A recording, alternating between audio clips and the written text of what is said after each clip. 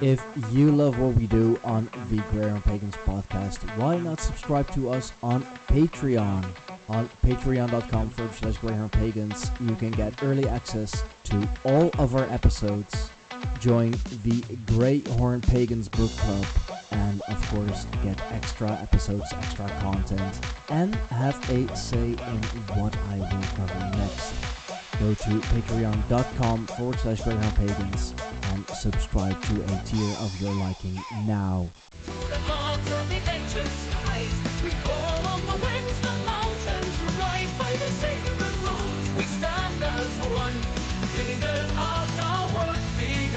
Mighty four, with hammer in hand, strike down the foe, protect this land.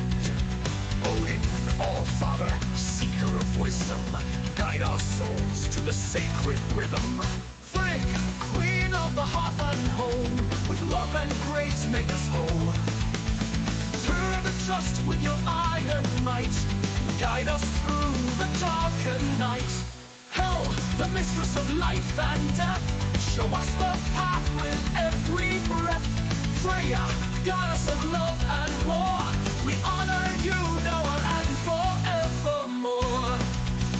Vehu, Urus, to these stars, we call the runes, we seek your cause.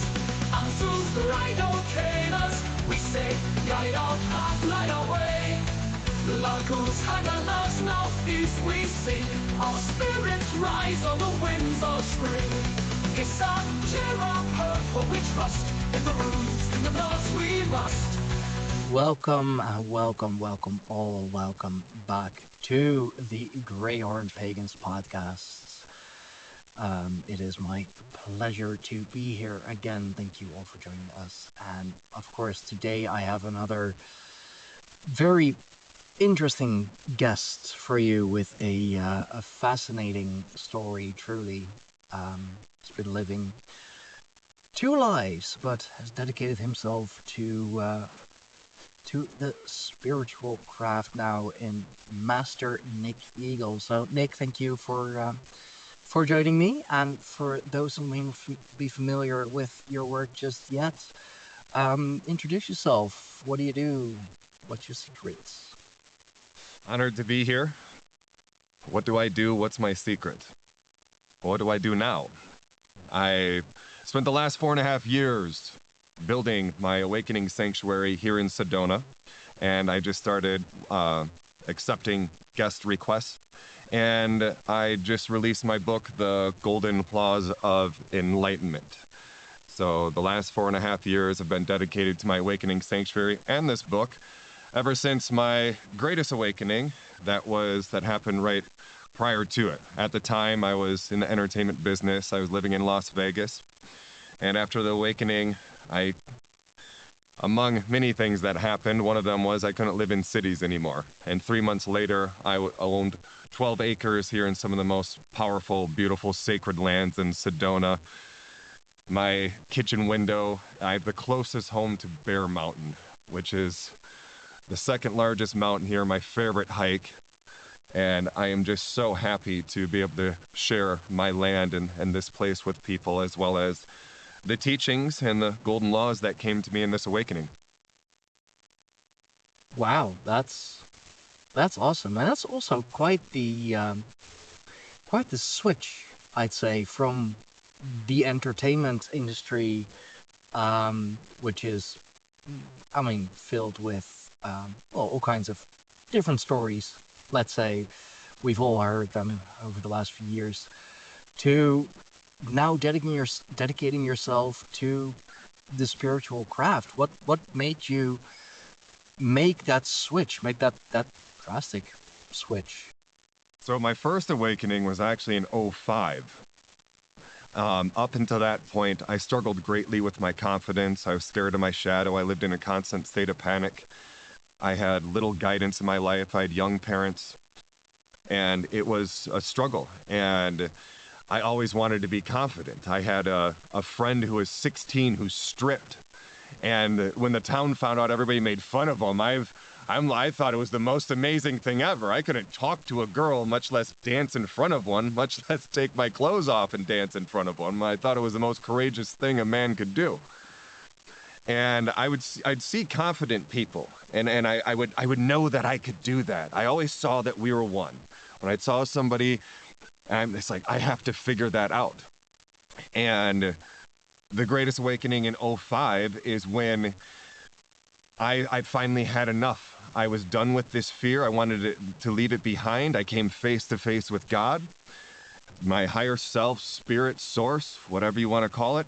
And when this happens to most people, especially without guidance, they choose fear because they're not ready to take responsibility and have true repentance to move forward. That's why there's this dark night of the soul. That's not something that has to happen. It didn't happen to me. I was done with the fear. I said, I will own this. I wanted to own it and take responsibility that it's my lack of effort. I'm choosing fear. I'm creating this. I'm conjuring this darkness. I'm making the world a less pleasant place for everybody because I'm choosing this fear and I'm lacking this effort. So on that day, I vowed to do everything I could to operate at the highest levels to give myself the best chance and opportunity. And 20 years later, I now have my Enlightenment Protocol, which is my life's work and my gift to the world that I love so much. And that's at nickeaglemystic.com. I recommend everybody to go to it. There's 100 things in there that the average person can apply to their life that they maybe haven't thought about to operate at the higher levels. And I lost track of the question a little bit. What was the question? Why or how the drastic switch from entertainment to teaching and teaching enlightenment? Yeah, so the Greatest Awakening put me in that direction, and I actually ended up stripping and conquering my fears and going to Hollywood. And that day when I vowed to operate at the highest level, I also vowed to step on every stage that presented itself to become confident. And my friend and this stripping thing was always in the back of my mind. I'm like, I got to do that someday.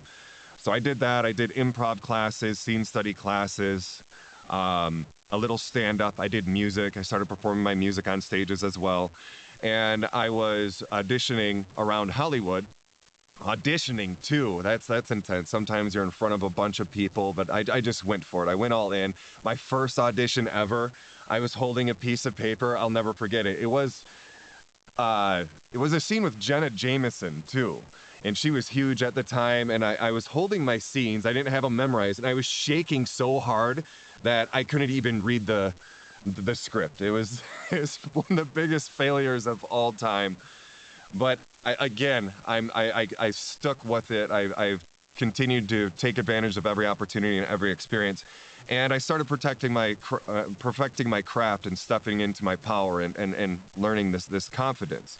And I started nailing auditions after a few years of doing this. And jiu-jitsu too. I was doing jiu-jitsu tournaments, everything I could. And my representation told me to never do adult and never do reality.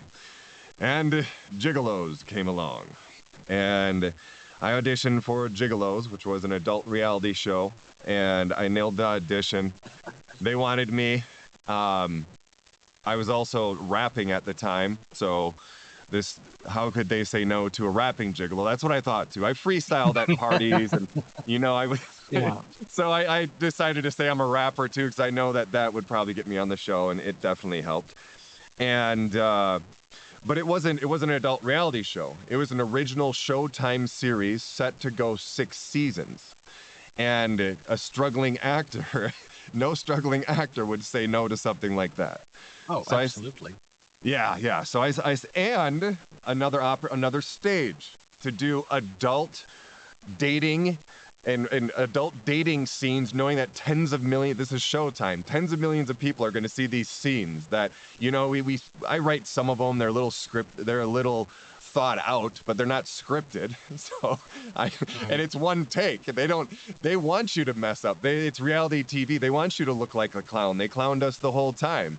you know, so it's one take, and I got to nail this take, knowing there's 3 cameras on me, and I might have to take off some clothes, and there's 10 million people who are going to watch, and that's where do you go from there? So that really allowed me to step into my power. I did an interview with Hustler magazine. They labeled me Confidence Man, and that's when I started running with that more. And I wrote my first book. At the time, I was Nick Hawk. After this awakening, I became Nick Eagle. I had an eagle visit me, and it was beautiful. We can talk about more of that later on if you'd like. But I was Nick Hawk, and I wrote Nick Hawk's 100 Kicks in the Ass, a guide to gaining confidence and reaching your full potential. And it was when I put myself out there as a confident coach a little bit. I was doing some personal training. I was jujitsu, helping people with health and wellness. The clients who came to me, a lot of them too, struggled with fitness and health, and I would help them with that.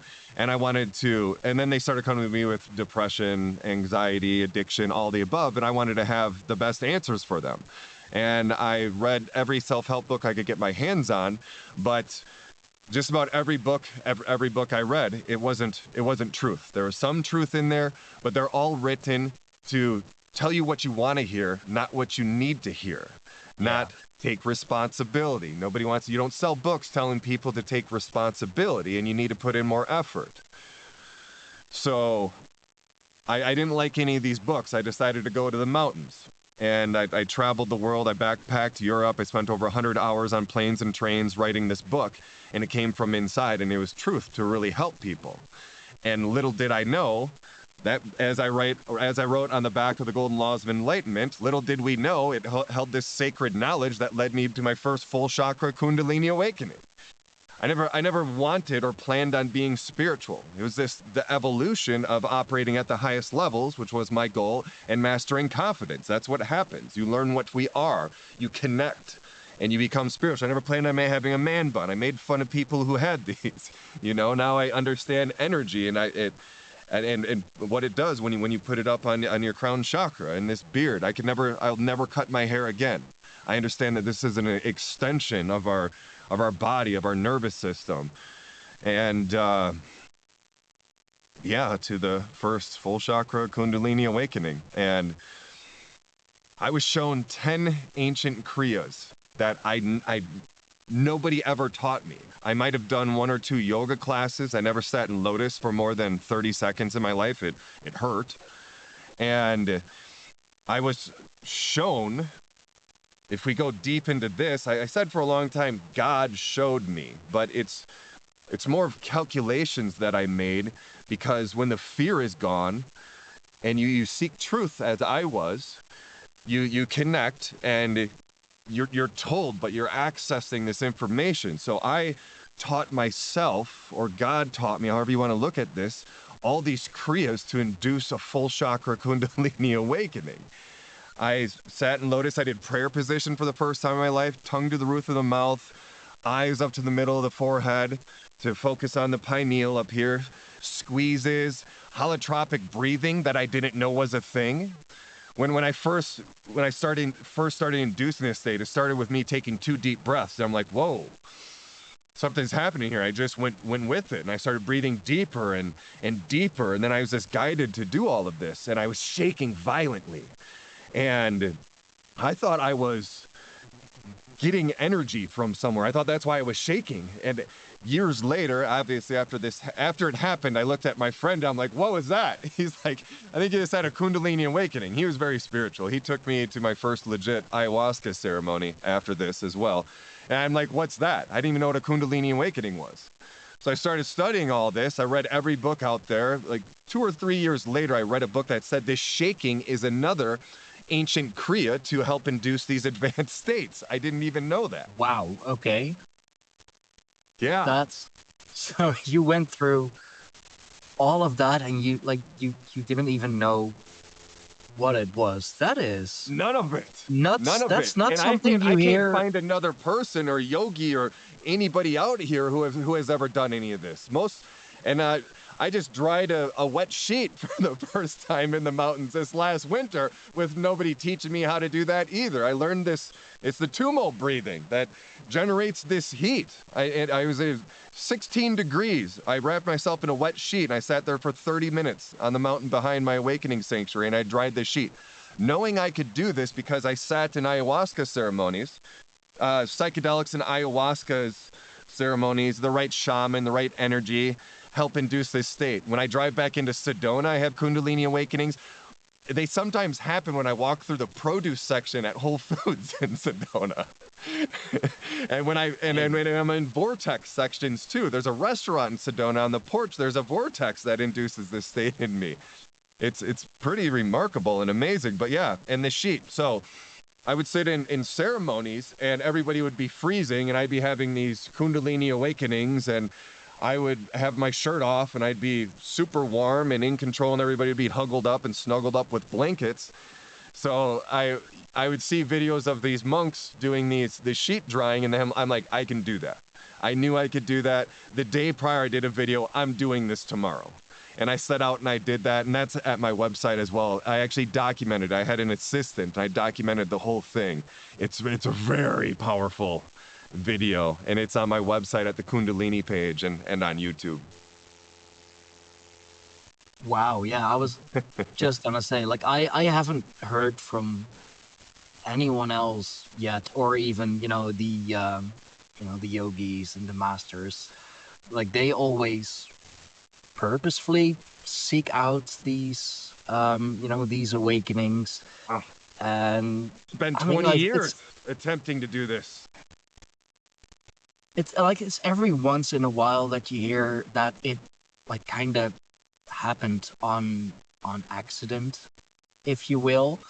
But no like, accidents. We can explore that, but yeah, go on. Yeah, no, but I never really to the extent that you had it. And I mean, yeah, performing, if you're very insecure and you want to, then going out on stage is, well, it's one hell of a way to make it happen. Like insecurity on stage, that's not gonna sell. Jiu-jitsu will humble you fast. I have trained jiu-jitsu for multiple years myself. I've done a few tournaments, and that will humble you fast. That's why I always like sparring with the bigger guys. Because I mean, first of all, it's fun to humble just gym muscle. It's fun to humble them, and it's a good challenge as well. See if my technique can like outperform their strength, because I know they're stronger than me. I know they're bigger than I am. So, But it teaches you what we are as well, what we're all capable of. I've never been a fan of the word humble. Only people who do not seek truth or who are honest about their being need to be humble. Everybody else needs to be brought up and shown it and taught what we are. And yes, and if you're a little cocky and you think, you can beat up people and you step into jiu-jitsu and you just get the floor wiped with you, that's good humbling. There's a lot of people out there who need that. But with the right guidance, and if you're taught that, to be a black belt, to win tournaments, to be great, it just takes effort, like anything else. So if we start out, most of us start out in this wrong place of thinking that people are born with these gifts and talent and special abilities, even athleticism. Some people are being smaller and bigger, but or even coordination. One of the saddest things I was ever told was a client who told me she didn't have the coordination gene. That's darkness. That's whispers of darkness and only. How dare you suggest that you can't put in effort and improve your coordination? Come on. But yes, jiu-jitsu is a great game. But once we're taught that we are one, nobody's born confident with these special abilities or anything, you never need to be humble. This is where you are. You don't have to pretend. That's the problem. That's what I did. That's what I did forever until that awakening. I thought people had gifts and talent. So I pretended. I wanted to be special. So I pretended that. And then this awakening happened. I'm like, I'm done pretending. I'm done lying. It's me. I'm owning this. I'm taking responsibility for all of this, and I'm going to do everything I can to be special, to be talented, and to be good at things. I was very athletic. I played sports every day in my childhood, but I never did that great with them because I lacked the confidence. I'd step on the mat. The rest I wrestled as well, and football field, I'd step on the mat. Did okay my senior year, but nothing special. I didn't go to state. Football in the backyard playing with family. I'm the best, fastest guy. I never dropped a ball. I skid on the field. I remember they finally put me in for a kickoff, and I dropped the ball and lost the game. And it was, once we step into our power, and I've proved all this because I struggled with wrestling and everything. Then when I became confident and I started doing jujitsu, I've became a world champion as a purple belt. I've won a lot of tournaments, and I dedicate all of that to obviously mastering the craft and putting the time on the mats. But more than anything, when you're at that level, when you put in that work and you become a brown, black belt and you're competing, what is separating people is the confidence. It is the knowing that you're capable and not cracking when you step on that mat. You're not dropping balls, and you're knowing. It's knowing. It's not questioning. It's not. I don't teach people to believe in themselves anymore. I don't like that. I don't want you to believe in God. I don't want you to believe in anybody. I want you to know what we are. No more believing. Put in the work to know. Put in the effort to know. No more opinions. No more beliefs. No more believing. Let's put in this effort. Let's find effortful truth. Go inside, find this truth. And once you find it, you will learn that you are all powerful and all capable, just like anybody else. Yeah, I hear that, and I do think with a lot of things that a lot of people still think that they were like basically given this path, or they are, especially with sports, they're just genetically more superior than I am. When I have talked to people on also on the podcast, one lady who taught herself to be a medium. She wasn't born with those gifts. She developed those herself. So if you can teach yourself to be a medium, if you can teach yourself to be in contact with the other side, then like you can basically teach yourself anything. I mean, even with my podcast, like I know how I started. I know how clunky and basic it was, but kept doing it, kept improving myself. Also, definitely a confidence thing, because I'm talking to, well, literally strangers. Like all I know about them is whatever info I managed to find or that they have sent me. Yeah, it should be exciting though, and not scary, right? It is exciting. It's how, yeah. Yeah, no, absolutely. And that's fear and insecurity is holding so many of us back, I believe. Not I believe. I'm sorry. I know. Yes. I know. Yes, Gonna have for sure. That is truth. That is the number one thing that holds us all back. All fear is a distraction, preventing you from being your best self, period. When you're scared, you're shy, you're less witty, you're less charming, you're less connected. That's the biggest thing. You can't be scared and connected. And when you're connected, just this beauty, you're a creator, you're one with the gods. And it's this creation and beautiful insight. That's what I want from people. I don't want your belief and opinion. I want you to take immaculate care of yourself, go to the mountains, connect, and bring me the effortful truth and original thought and creative insight. That's what we should demand. We should demand this of others, because we know we should. Expectations too. I have the highest expectations of everybody, and I will sacrifice being let down sometimes to encourage others. We should demand this, because we need to know. That's one of the biggest problems with the world too, and modern psychology, and it's people believing that people are broken and not capable. They're not malicious. We're all good. They're not malicious. They don't know. They think that people are broken and capable. They think healing should be hard and take a long time. It's because you haven't battled your demons. This is where it all comes from. They don't know. And they comfort darkness. And when you comfort darkness, you're feeding it and you're becoming it. The quote on the back of my book and on the top of my website is, I do not welcome darkness, but I welcome you with open arms if you want me to help you leave it behind. And this is how we need to approach this world. We need to call more of it out. We need to call more out people who aren't taking good care of themselves and blaming the past and their parents and trauma and all this. We can't allow this anymore. We put feelings above truth, and in doing so, we created so much more suffering. We need people to teach people their power. Yeah, no, I mean, especially over the last few years, it seems that feelings matter more than facts.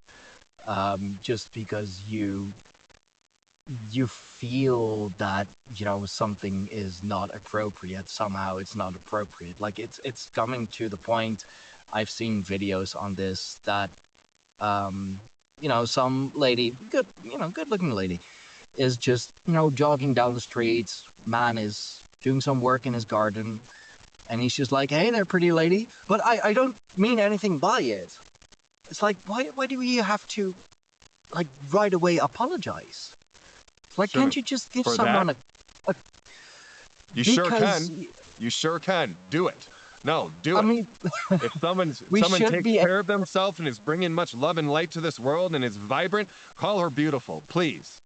absolutely. That's ridiculous. Absolutely, but especially like nowadays as men, our words, our actions are so often twisted, and that's why so many. And it's a shame that it's so have to, like, they feel a necessity to kind of apologize right after, or be like, I didn't mean anything other by it than all just, I think darkness. you're a pretty lady. We can't allow that. Darkness twists all the words, all of them. They take all the words, even the word like judgment. Like judgment is literally using your brain to form a thoughtful conclusion. The definition is something like that, of judgment. And everybody's like, don't judge me. How am I going to, number one, help you or learn from you if I'm not? I'm putting my energy into attempting to figure you out to either help you or me. What do you mean don't do that? It's because we're going to figure out that it's lack of effort. We're going to figure out that you seek blame and excuses to continue to be this way instead of going to the mountains and taking better care of yourself and putting in effort. That's why. That's what darkness does. We can't allow it anymore. Stop apologizing for truth and honest words. We can't do it. So how about, and I unfortunately know this from firsthand experience, how about that, you know, there are people that have made their darkness their identity. And if they don't have that darkness, if they don't have that pain and suffering, then they don't know who they are. How do you deal with that? How do you deal with those kind of people, if you will? It's truth above feelings. It's you have to see that they are capable. If you really think that they're broken, you're not going to have the courage and the confidence and the power to step in and be like, no, you don't have to be like this. You have to learn what you are, number one. Stop worrying about everybody else. If you think people aren't capable, you haven't learned that you are. You haven't learned that we're one. So you need to take care of yourself first. Stop worrying about everybody else. If you don't know what you're doing, you're not being malicious, but you don't know. You're pretending right along with them, and you're comforting their darkness, you're feeding it, and you're becoming it. So you take care of yourself, number one. There's too many people out here, especially with social media, and if you have a bunch of followers, that means that you're a teacher. Now, no, it doesn't. Because if you're not ready to teach, you're just feeding darkness, and you're contributing to suffering in this world. There's nothing more selfish than that. There's nothing less selfish than taking care of yourself and going to the mountains, taking immaculate care of this. That's what you need to do, number one. If you really want to seek purpose and give back to this world, you want to help people. That's what I wanted to do. I started reading the books, and I decided to go to the mountains and find real answers and truth. I had no business. I knew it. I had a lot of people coming to me. I could have made money. I'm like, no, I need to find truth. I need to find answers that I know that are there's too much nonsense out here. You got to put that work in. There is definitely too much nonsense out there. There are now 19-year-olds, well, kids basically, who call themselves life coaches. No. I mean, to be a life coach, don't you need to do some living first? Like, what kind of life have you had at 19 that you're able to help people live their best life? Like, dude, you're 19. You're just You're fresh tripping out of them. high school. You're just tripping them. You're again, you're not malicious, but you're lacking effort, and you're not helping. You're seeing that's the problem with the spiritual community too. And I was so excited after this last awakening to, join the spiritual community and hope to find other people who, have awakened and care about truth and understand our power. And, I found a lot of truth study in Buddhism and also metaphysics. And I went deep into that, and I got my doctorate of philosophy, PhD as well. And I found much truth in studying that and Buddhism that was in my book, the 100 Kicks in the Ass book. It was so nice to find truth in these, but in this spiritual community, again, this is another place where it's kids pretending, because the spiritual community, there's an in where you can say, I talk to beings, or, I talk to the spirits, and nobody will ever know. They tell me this. So there's so many people in the spiritual community who haven't put that work in, who are taking advantage of other people and, using astrology and all these and much darkness when they haven't put in the work to study it and they haven't awakened. And these are the people. You don't listen to anybody who tells you that healing takes a long time. Healing is hard. You have to have the dark night of the soul. Those are your red flags right there. Those aren't people teaching you your power. Those are people who want to, the trauma coaches and the trauma therapists. They're just like psychology therapists, where it's a system created to keep you in the dark, keep you in this low vibration, talking about all the bad things that happen and why you're so traumatized. And they do this because they don't have anything else to offer. If they battled their demons, if they stepped into their power, they could teach you how to be confident and to overcome, and that everything's a choice and a decision. You either decide that made you broken and traumatized, or you decide that it made you stronger and wiser. That's a choice there. That's what needs to be taught. Yeah. And I think it's good that you're mentioning that you also see this too much in, psychology, psychiatry, that like true professionals.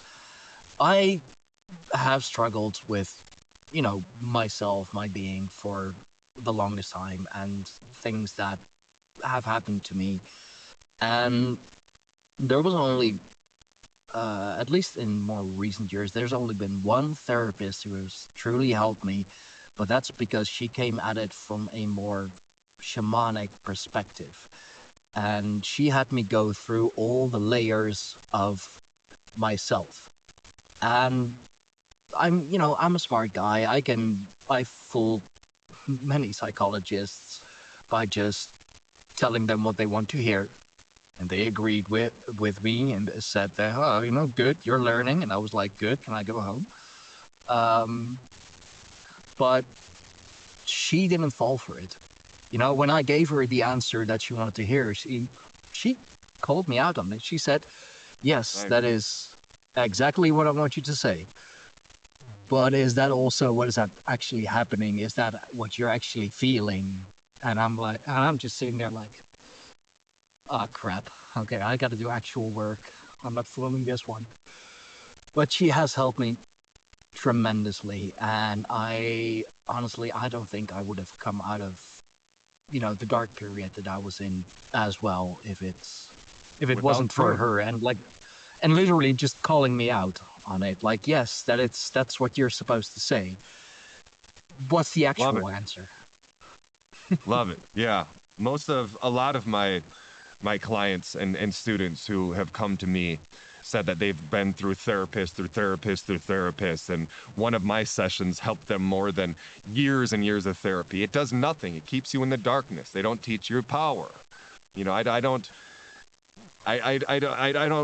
like doing these one-on-one sessions unless somebody's here. I do offer awakening sessions for just $100, you know, per people, but I don't offer them. I don't say we need to do these every week or multiple times a week. I give you a bunch of homework. My Enlightenment Protocol is free, and I teach you your power. And too many of these therapists have been brought up in this system. They just have very little to offer. They just vent, and even shamans too, my man. You know, it's about every ceremony I've ever sat in. It's just a cry session, and the shaman, you know, here in America at least, you know, they're struggling. They're sick. They're filled with darkness because they're comforting and feeding darkness and becoming it. It's what happens. You can't do that. You can't do that. And these ceremonies are just like therapist sessions. You know, they're not telling you to get up and sing and dance and celebrate life. You know, there's not a proper presentation. It's not teaching people their power. You know, it's okay if you have a cry in a ceremony, you know, but it's not okay to just sit there and feel bad and cry, boo-hoo, poor me, mommy and daddy are mean, you know, tears of darkness. You know, now, tears of repentance, tears of understanding, tears of ecstasy, those are beautiful tears, but just soaking there in the corner and feeling bad, and they allow this. Because they know that if they tell you no, you need to take responsibility for your creation, that they're going to lose a client. And that's the struggle, and that's the problem. But we're not going to get anywhere until we start calling it out as she called you out. We have to do it. We have to put truth above feelings. You know, we don't have to be brutal or mean. You know, that's how most people interpret truth as.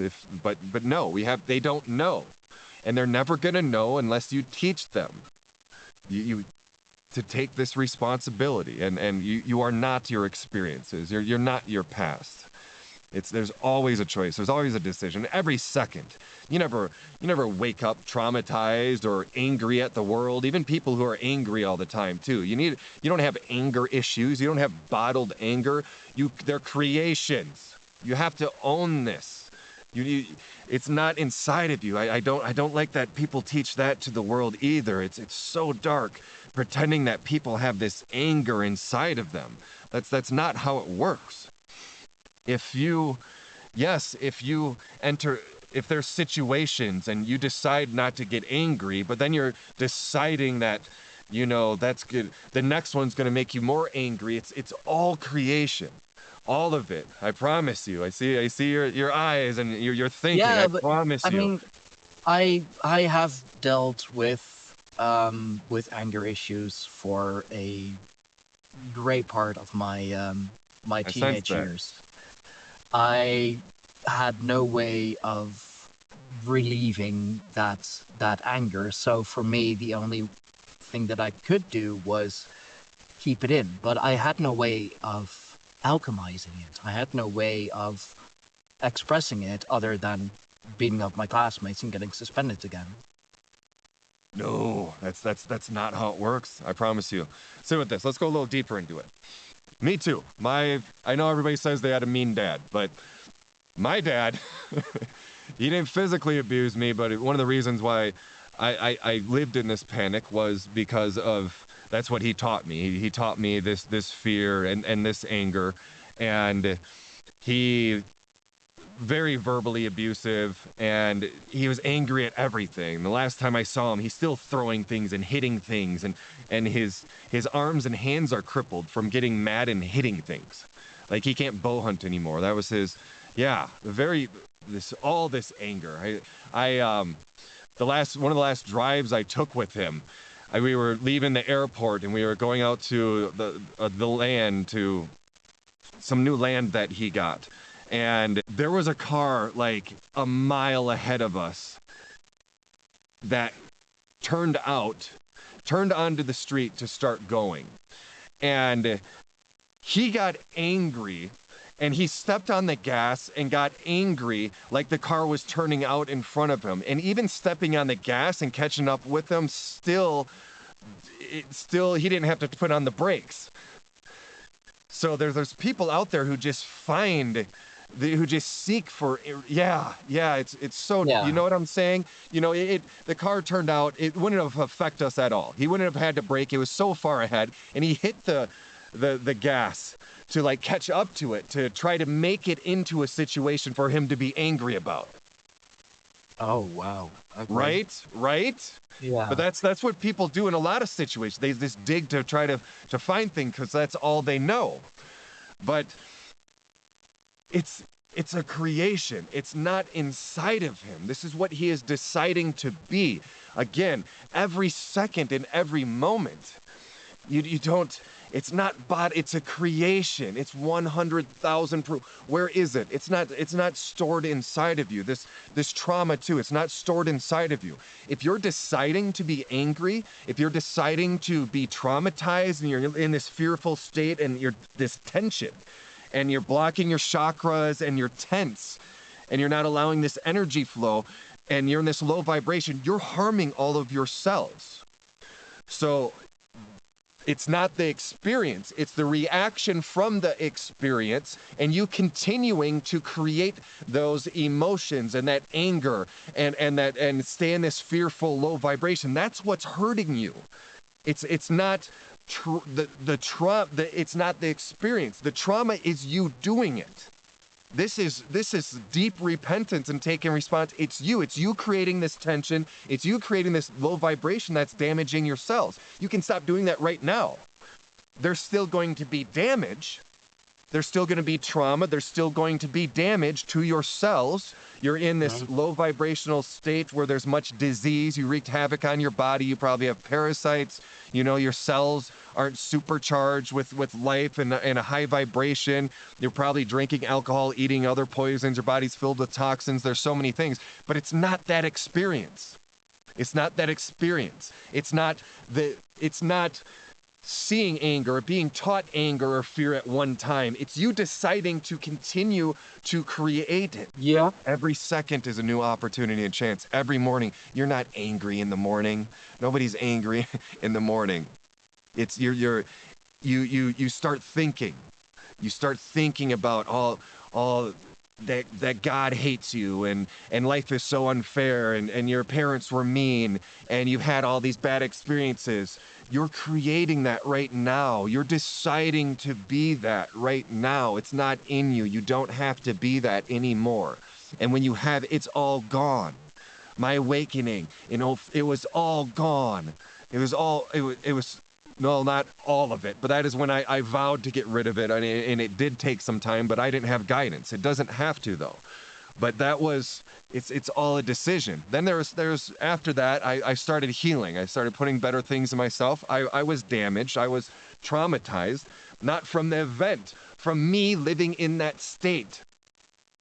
We gotta own that.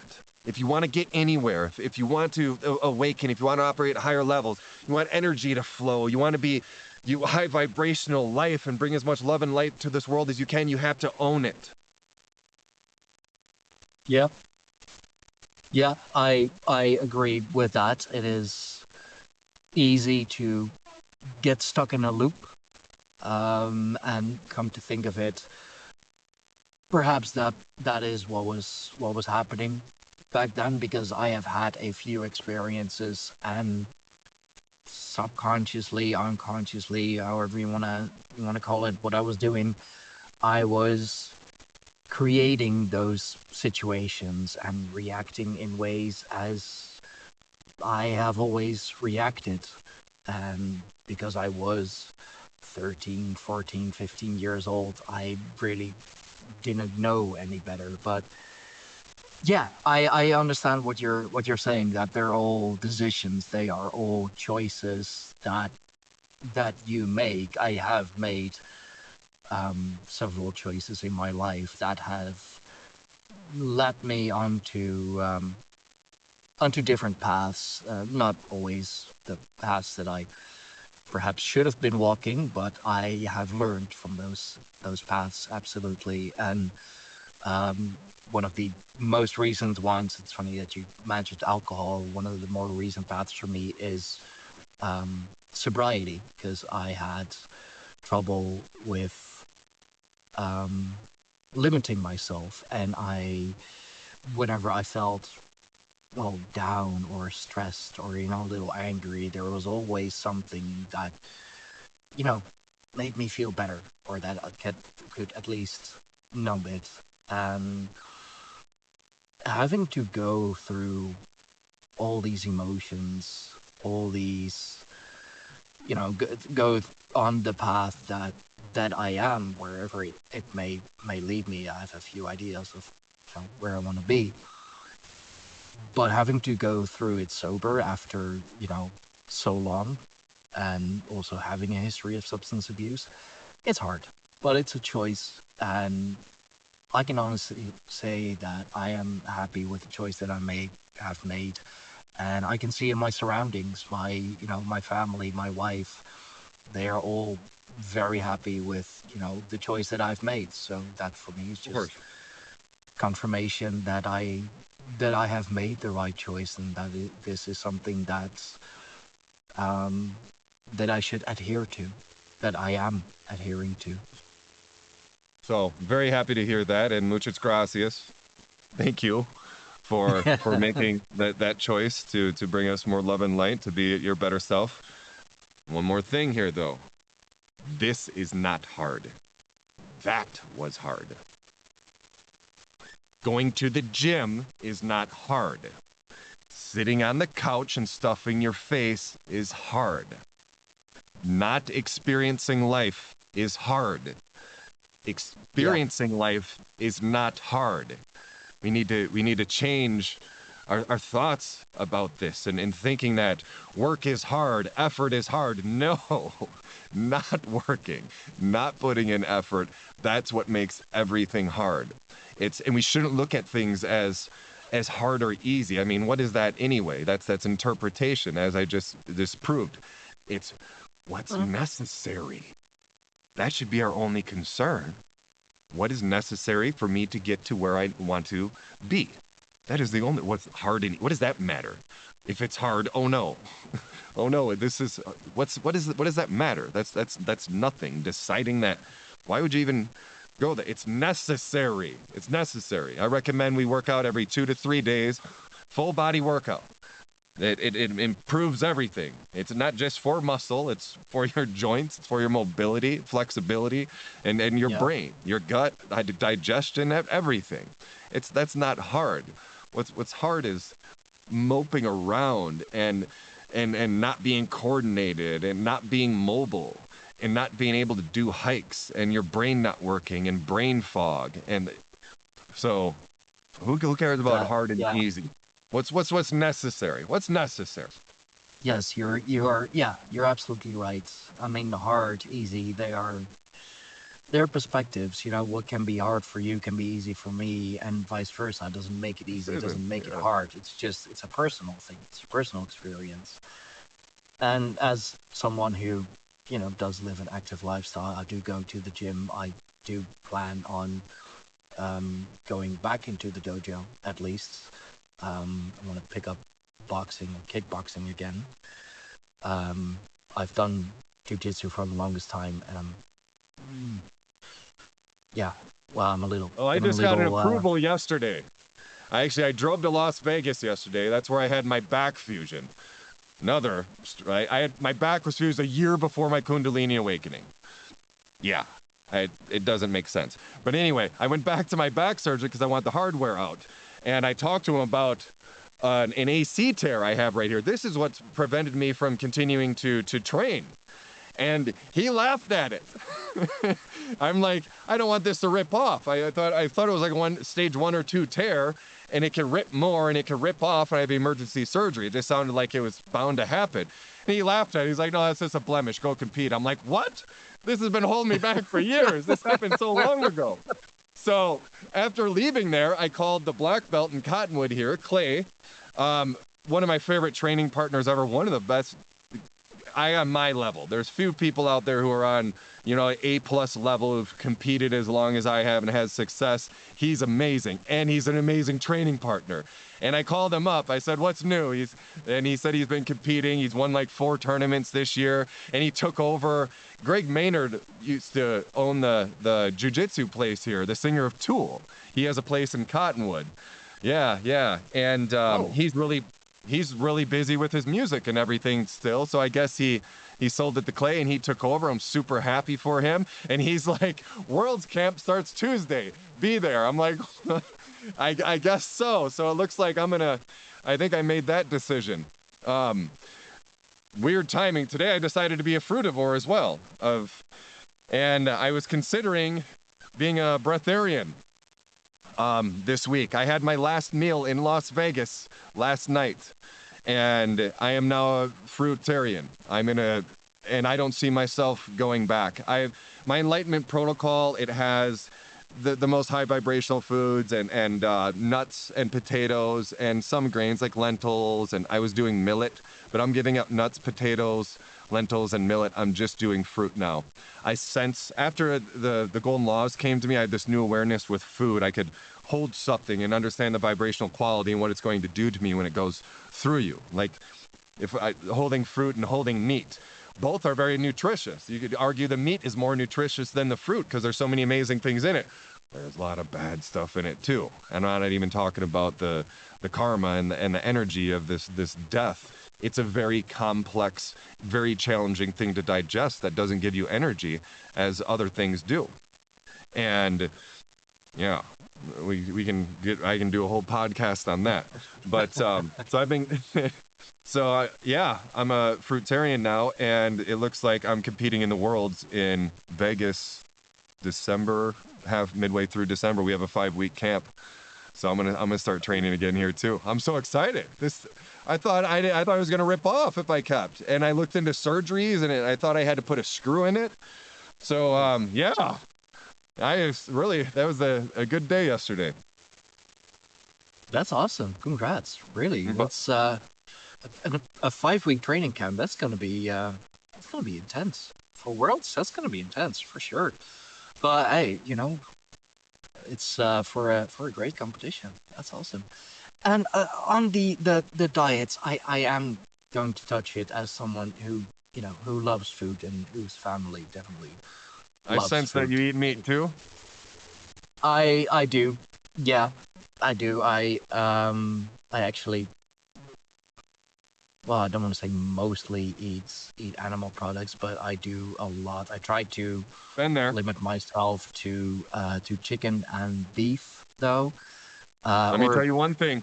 Chicken, beef, fish, because I am in the Netherlands. Can't go without herring. Fish is a lot better than beef and chicken. And I miss it too. It's good stuff, but I know that it's not. I vowed to operate at the highest levels, and I know that there's better things, and I can get the things that is in meat with supplements. I take a very high quality. I'm probably the biggest yogi on the planet. I don't want this muscle anymore. It doesn't go anywhere. I'm eating one meal. I've been eating one meal a day, and some fruit and amino acids and supplements. And I still train and work like every day, climbing mountains. I have my Kundalini dojo here, my gym. That's amazing, and it won't go away. I'm the same size as I was when I was eating meat 3 times a day. I'm the same size. It's nonsense. Protein is nonsense. It's all nonsense. All food is nonsense.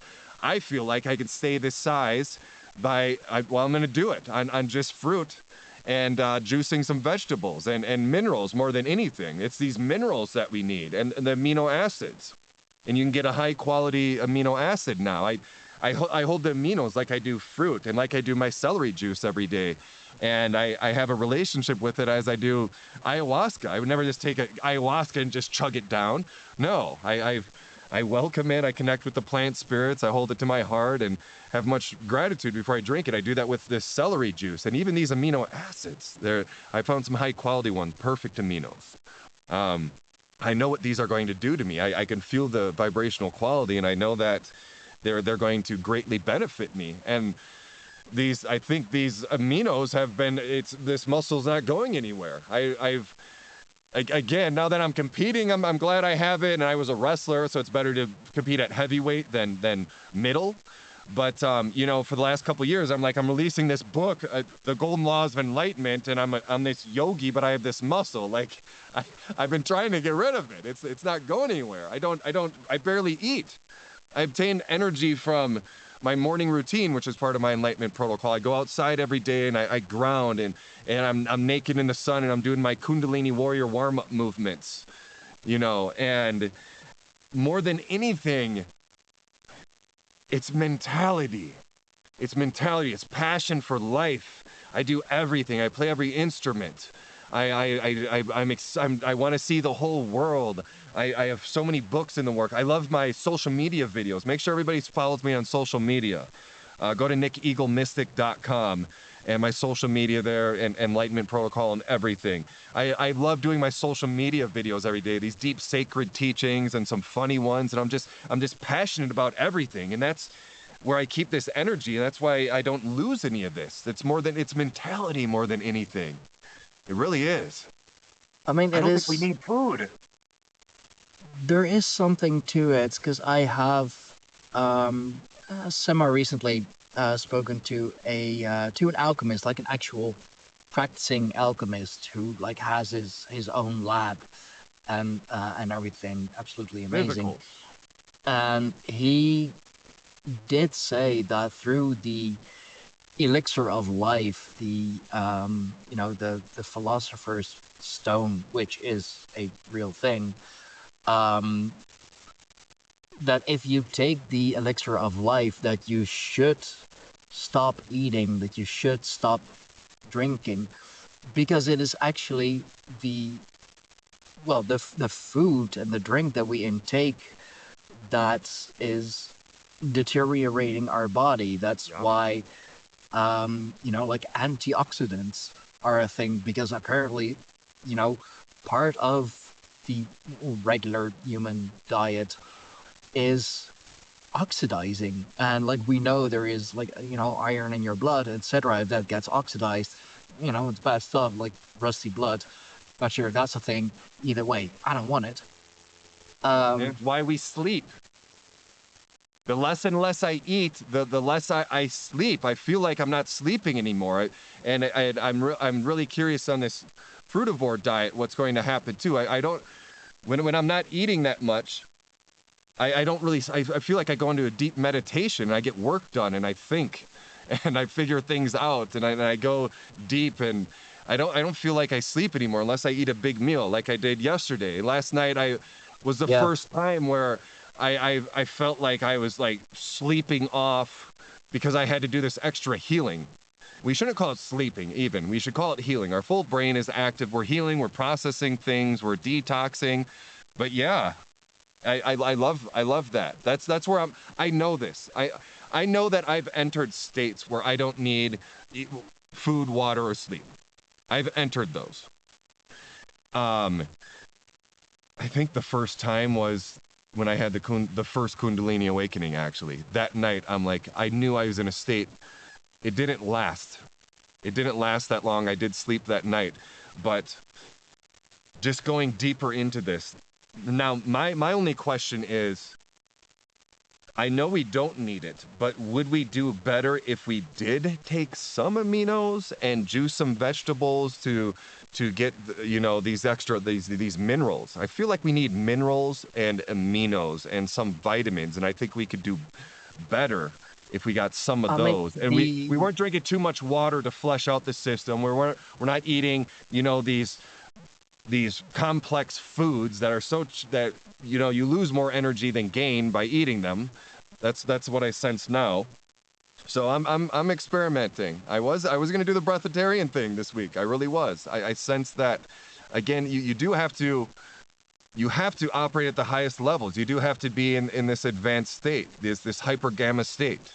You have to be there to be able to do that. So you got to go to the mountains and leave behind all fear before you consider doing something like that. But I now know I can. Since I had this awakening, just everything I've eaten, I went vegan, and I didn't do well. I went back to meat for a while. It destroyed me. Went vegan. I tried meat one more time, completely ruined me. That's when I vowed to never touch it again. And then back to vegan, and I still sense that's why I'm giving up the nuts, potatoes, and lentils. I'm sensing that they're doing more damage than good. I mean, there is something to it, because like I know, for example, when I'm busy with a like with a big project, if that's like the first thing that I do, in the morning, because like I'm so excited for it, I can go hours without eating, without drinking, because I'm so focused on what I am doing. And I love doing this. I love working on my channel. I love podcasting. I love being creative. So I don't feel the hunger. I don't feel thirsty. It's more of that as soon as Mentality.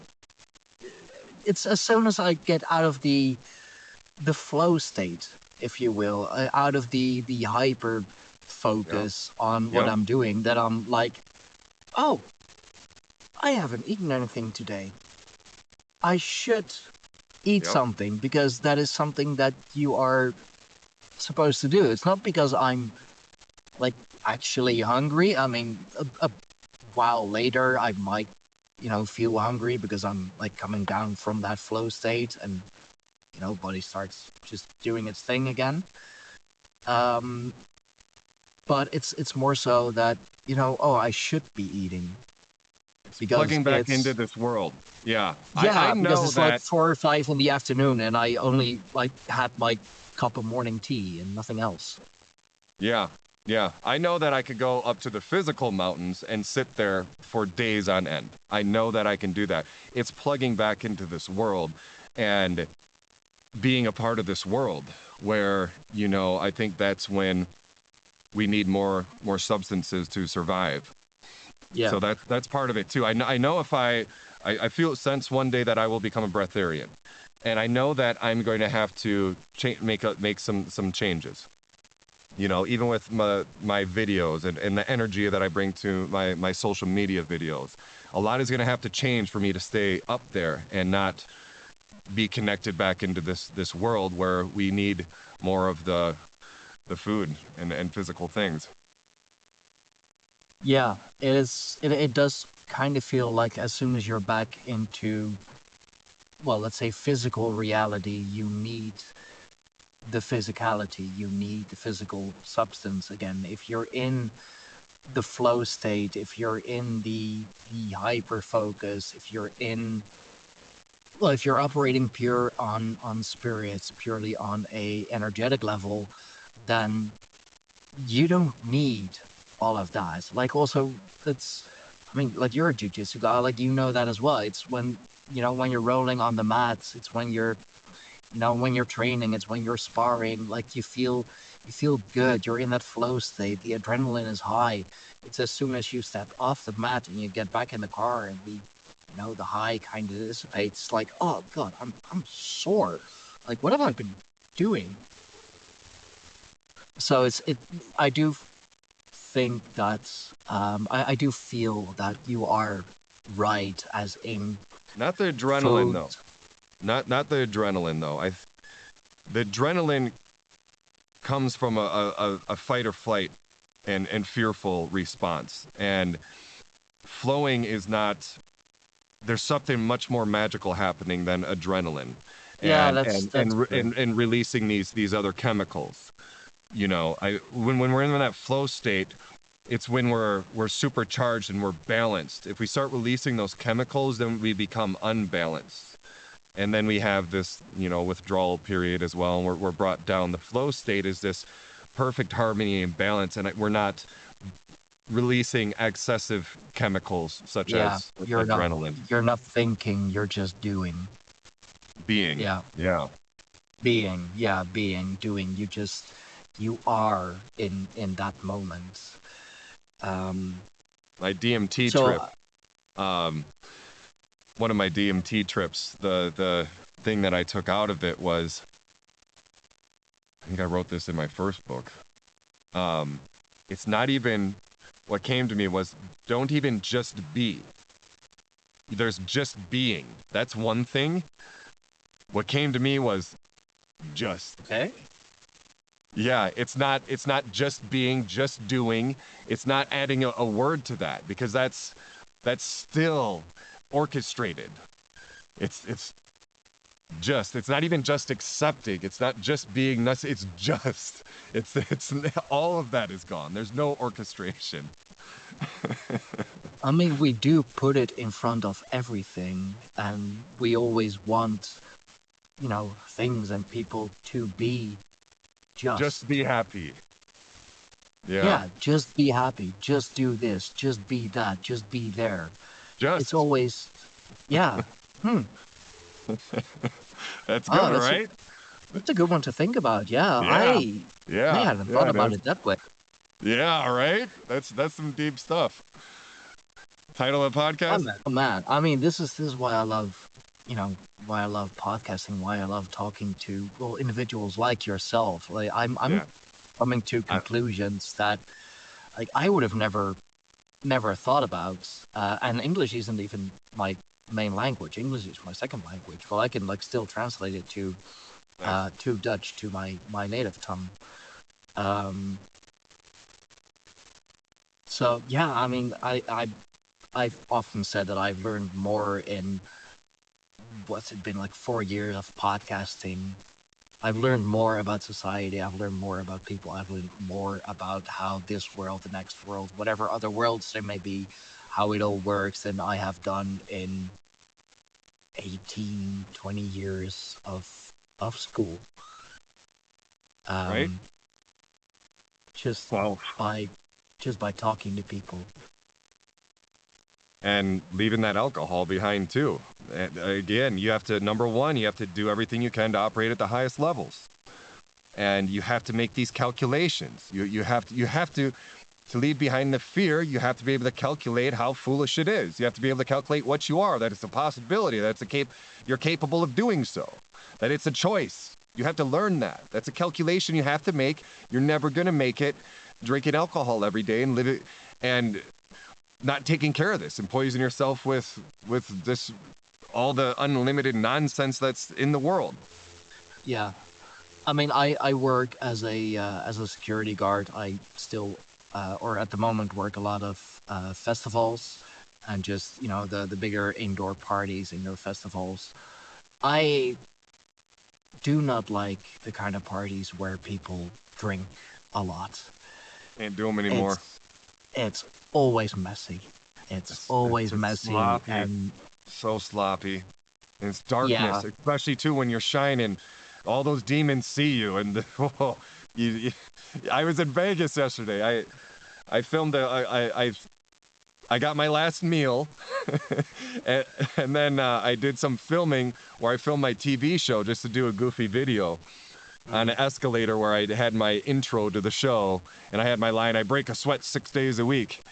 I did a little video there, and just walking back, just everybody's just sloppy and drunk, and I'm like, I gotta get out of here. It was so bad, and the festivals too are so disappointing. I had my first Kundalini awakening at Burning Man. That was actually where it happened, and I loved it. It was a beautiful experience. And I went back a few years ago, and there's so much drinking. And I was so excited to go back to, my home where this happened, and it was sloppy, and it just ruins it. And I went to a Desert Hearts festival, not far from here in Flagstaff. I was hoping to have it was just drinking and sloppy, and alcohol just ruins everything. We need to get away from it. Alcohol. We gotta call it out. We gotta get away from it. The post that I'm posting today is Conor McGregor just had his spiritual awakening, and I called him out. I called him out recently, so I'm taking credit for it. I used to support him. I love people who step into confidence. I was a big supporter. I did a Fox News radio show in Las Vegas when he was fighting Mayweather, and I brought my $1,000 ticket. I put $1,000 on him.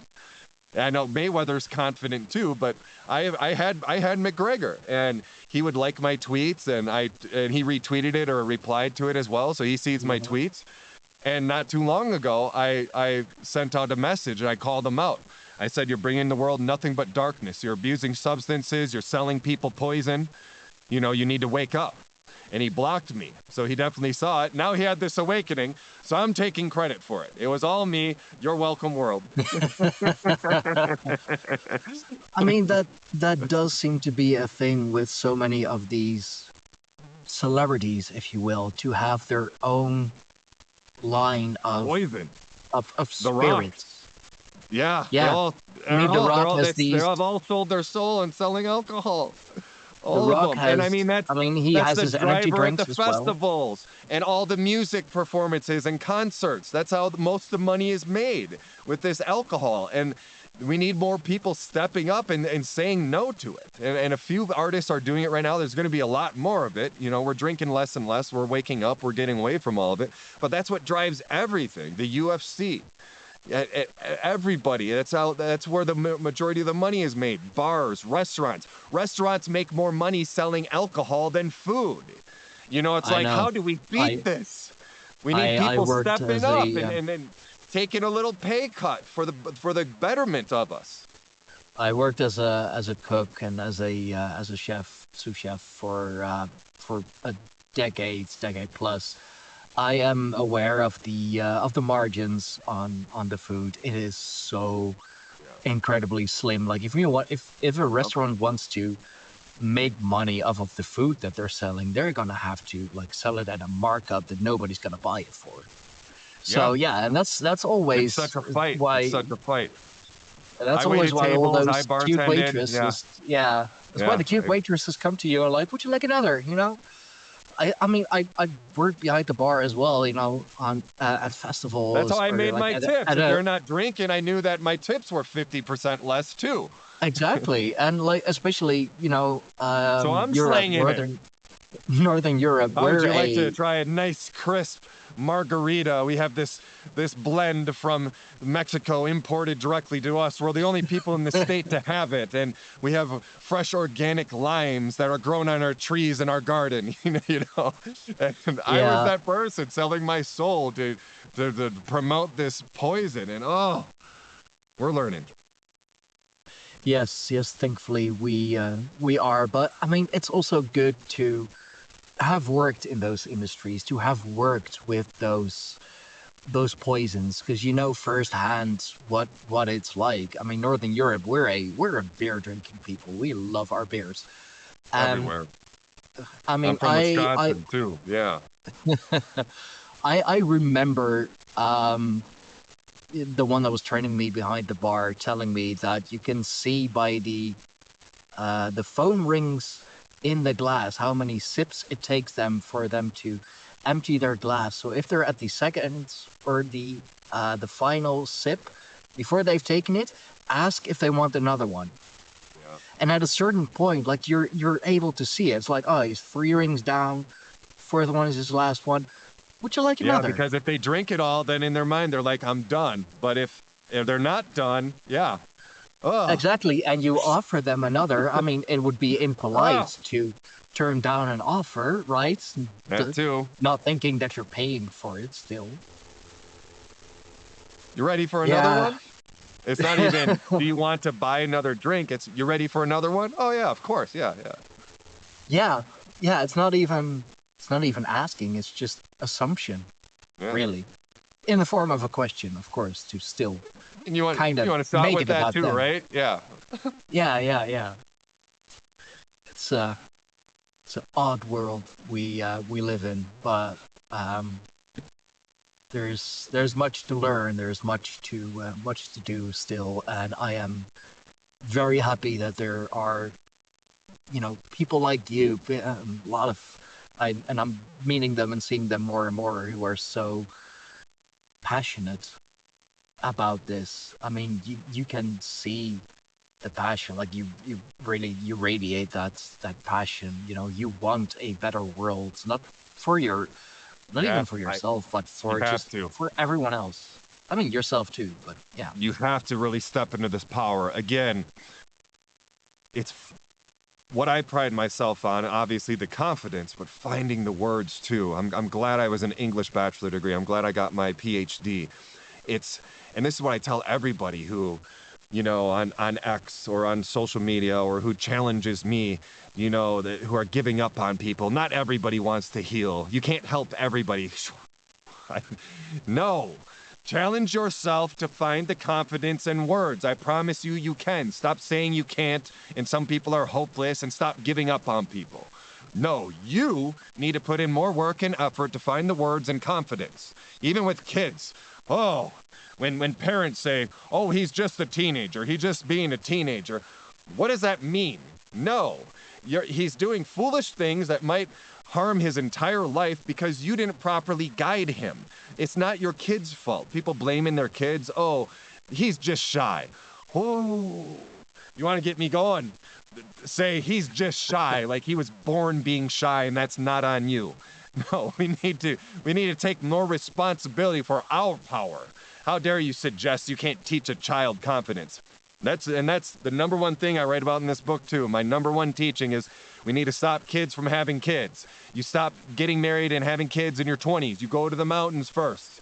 You should have no business having a child if you have not mastered confidence, if you have not mastered how to teach somebody confidence, if you haven't mastered how to teach a kid confidence. There should be no thought in your mind about having one, or they're going to suffer as you. You're not learning with your kid. Your kid isn't teaching you anything. Your kid is taking on all of your darkness and suffering there right with you. If you had a kid when you were young, I'm not mad at you. It wasn't your fault. You don't know better, but you teach people, my kid would have suffered less if I went to the mountains first. That's the number one thing we need to teach the world. Everybody just wants to say, my kid was the best thing that ever happened to me. I'm so glad I had a kid. Just have kids. The Christians do this too.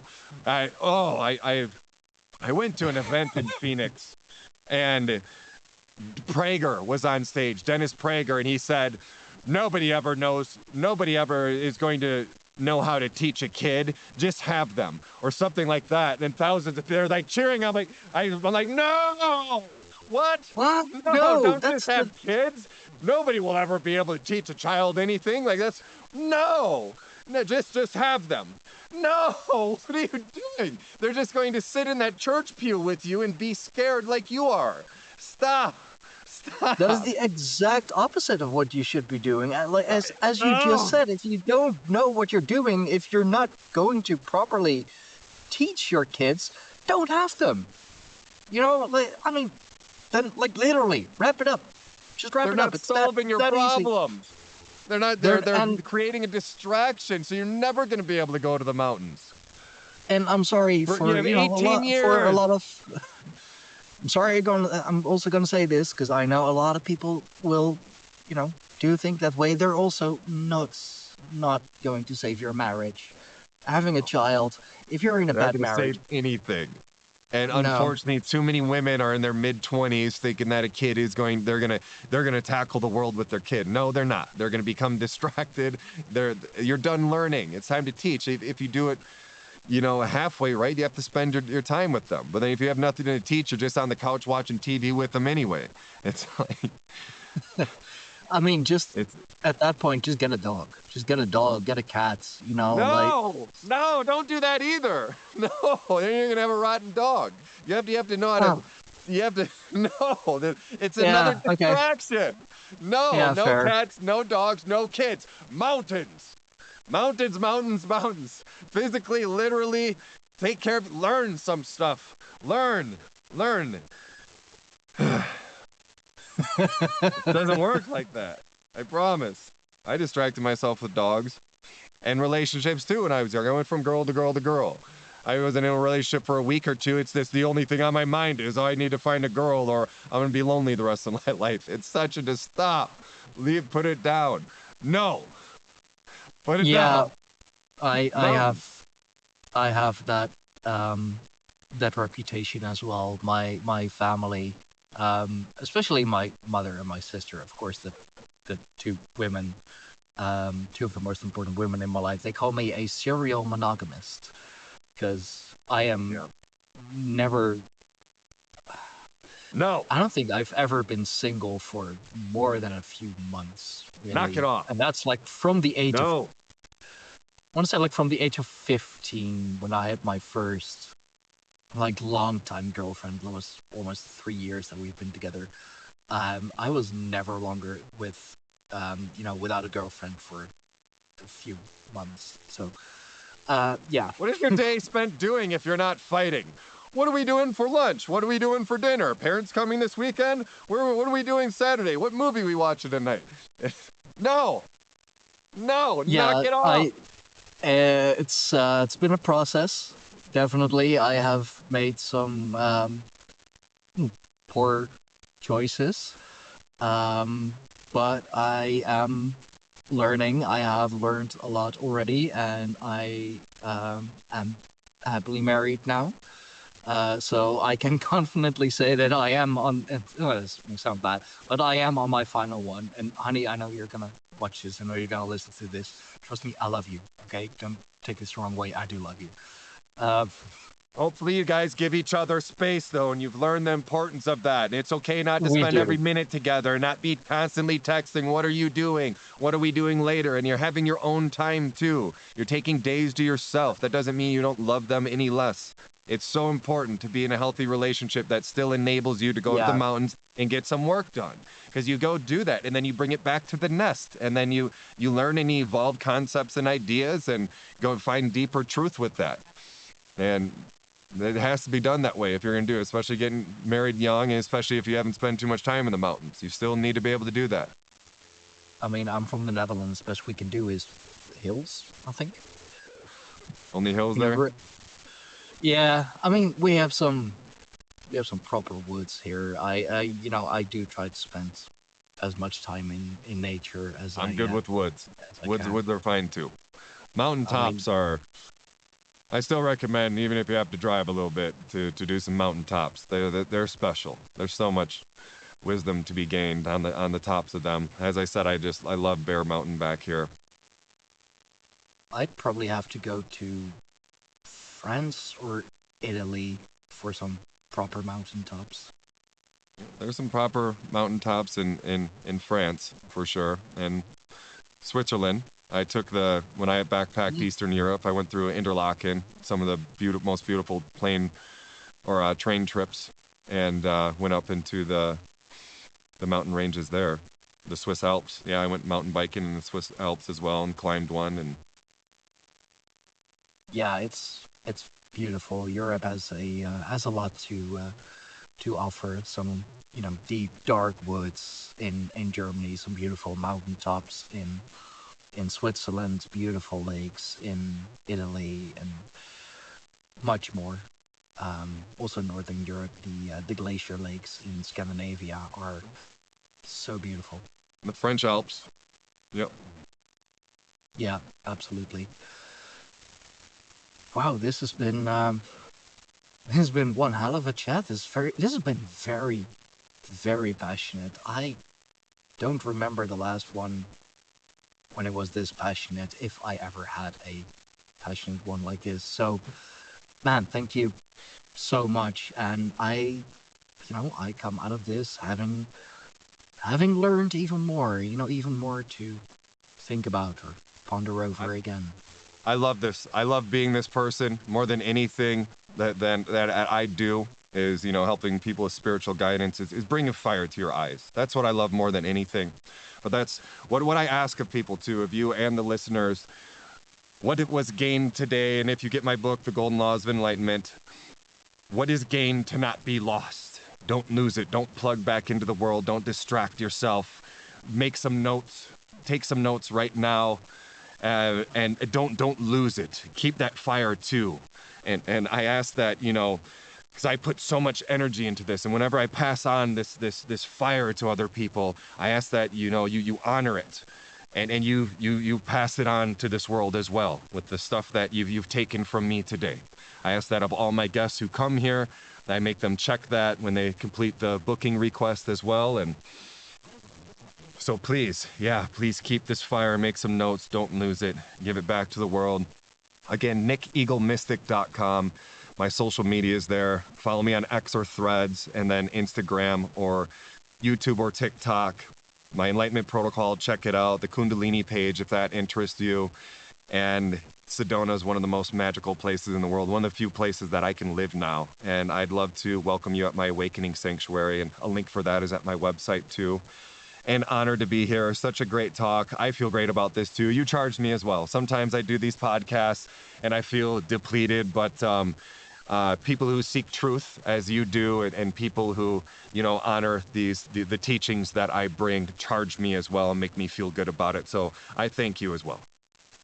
I'm glad I was able to do that. You're very welcome. And of course, to my lovely audience, thank you all for watching. Thank you all for listening.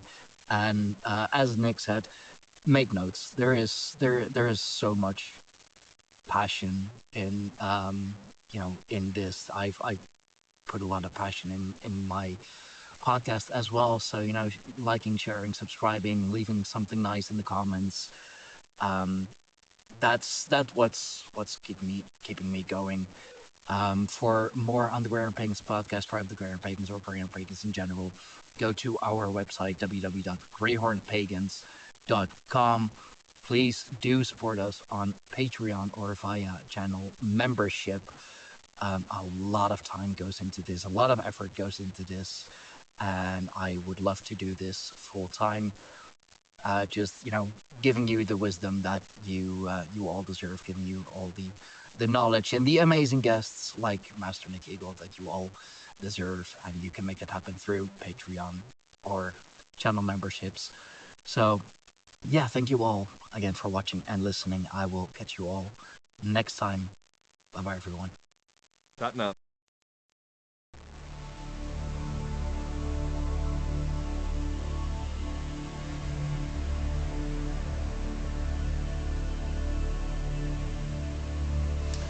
This was yet another amazing episode of the Greyhorn Pagans podcast. We thank you all for watching. We thank you all for listening.